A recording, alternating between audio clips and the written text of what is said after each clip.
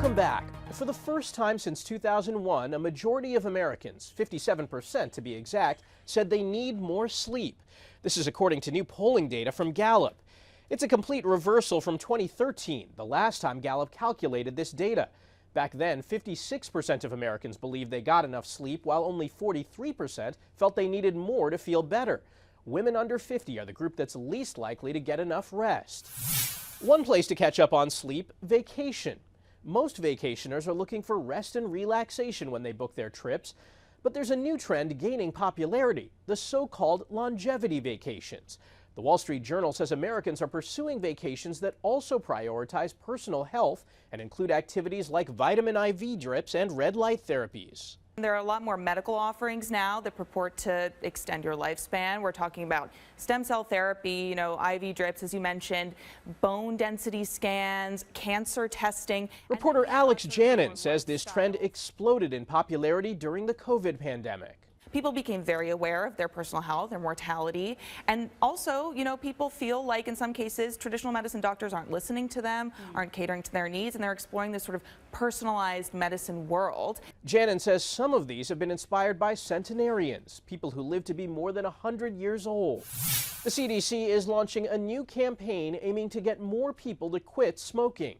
The ads feature former smokers who want others to know how dangerous cigarettes can be. Bradley Blackburn has more. I thought I was doing everything right. Tammy ate healthy and ran every day. The 20-year smoker told herself menthol cigarettes weren't as harmful as others. When surgeons open your chest at age 44 because of heart disease from smoking, you learn quickly there is no healthy cigarette. It was at that point that I realized I needed to choose life over cigarettes. I fought my way back, and I'm here.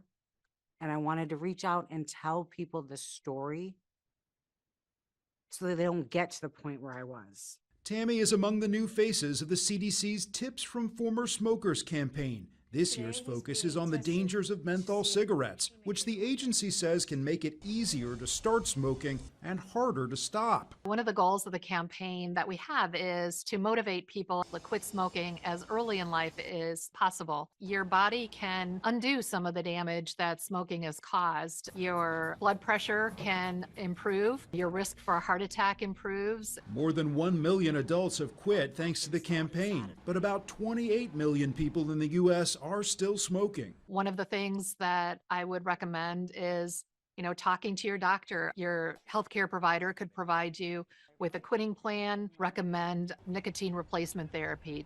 I am so grateful to be alive. It's been 8 years since Tammy kicked the habit. Reach out for help and don't quit quitting, because you do not want to go what I went through. You want your life, you want to be here. So learn from my mistakes. She hopes everyone gets the message and the resources that are available. Bradley Blackburn, CBS News, New York. For several years, coughing became synonymous with COVID-19, but it could just be springtime allergies. Hunter Soward spoke with a pediatric infectious disease specialist about how COVID has impacted our health patterns. It's very difficult to differentiate infections from allergies. Whether it's a runny nose or bad cough, it's that time of year when you might be asking, am I sick, or is this just an allergy flare-up? We're really at a kind of transitional period in terms of illnesses. Winter's over and summer's coming. Dr. Dean Blumberg with UC Davis Health says certain symptoms are critical red flags that it's time to see a doctor. With most allergies, there's no fever associated with that. So a fever would be a signal that it's likely due to an infection. In addition to fever, muscle pain, fatigue, and stomach issues like nausea are all key indicators it's not allergies. Experts say there's a surprising reason we're seeing our typical winter viruses in the spring and summer, contributing to confusion. We've been through some very unusual years related to infectious diseases because of COVID and the associated lockdowns and masking and all. Effects from COVID-19 still felt today. So when could we finally see our sick seasons return to normal? I'm hoping that now we're going to get back to the usual patterns of transmission, where in the summer we just see the summer viruses and we don't see things like influenza and RSV. In a recent meeting of international regulatory authorities, an FDA official said they hope to have updated vaccines available by the end of the summer. Hunter Sowards, CBS News, Sacramento. Recent studies have shown mental health problems increased substantially since the COVID pandemic.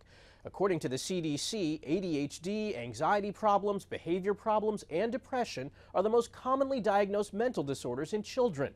We spoke with Dr. Amy Daly. She's the president and CEO of Children's Miracle Network Hospitals to learn more about what's being done to address this critical issue.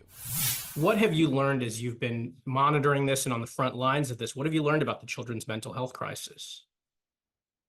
Well, so I've had the opportunity. I started in this role on November 1st as the president and CEO for CMN Hospitals.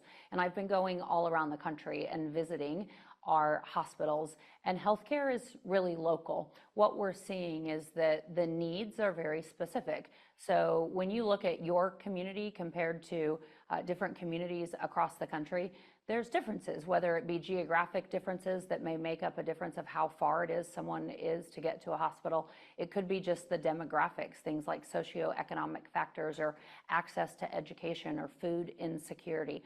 All of these are things that impact the type of healthcare that kids need. What more should we all be doing to pay attention to children's mental health, from parents to caregivers and even teachers? What can we all be doing to help? Well, I think you used the magic words, and that is pay attention, right? And that's what we would say. If you talk to any of our healthcare providers, they'll say the number one thing for parents to do is just to be able to pay attention, look for changes, and then be willing to reach out and get support.